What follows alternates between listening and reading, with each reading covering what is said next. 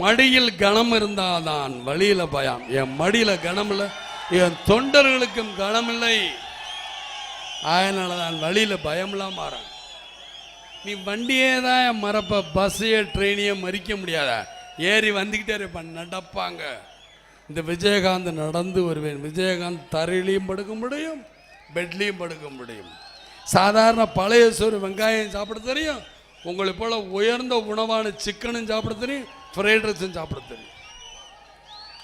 எல்லாத்தையும் இந்த விஜயகாந்த் பார்த்தவனை பார்க்காதவன் நினைக்காதீங்க.